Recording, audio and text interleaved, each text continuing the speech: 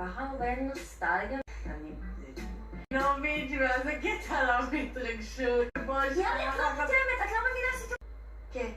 את תעודת בגרות ונופי פה. אוקיי, אז מי אפשר להגיד לי מה זו פונקציה? כמה ללמוד איך השם שלך? מיקה. מיקה! איך להסתכל? זה היה בבית ספר לפני שנה. הסיבוכיות של הפונקציה. מישהו? אני...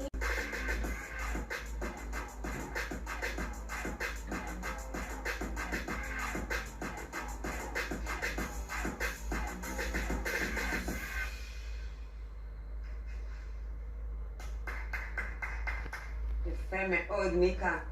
רואים שאת תלמידה שלי. אלגוריתם חיפוש בינארי. נכון, מיקה! איך משתמש בנו לאפור?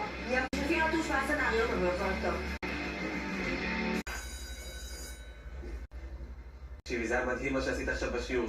כאילו אני מיקה, אתה בן, אני מיקה. לא שגם צריך להוכיח את המגדר שלי, רואים ש... בן.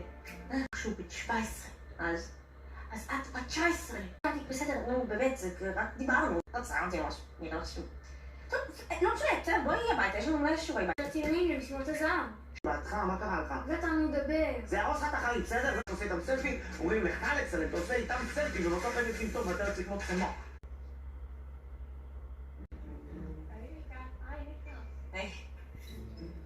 היי.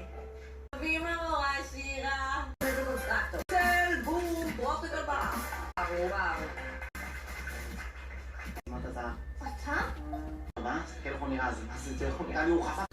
מדהים! רגע, אבל עדיין יש שם את המספר. ילד גדול. וזה שזה קרה לך, לא אומר שזה יקרה לי. אני אשתתף בתוכנית רק אם אני מאמן אותך.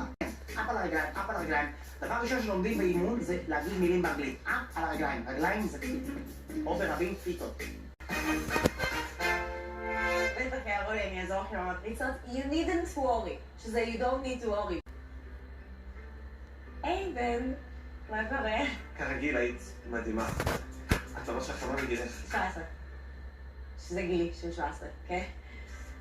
אפשר לשאול מה את עושה היום בערב?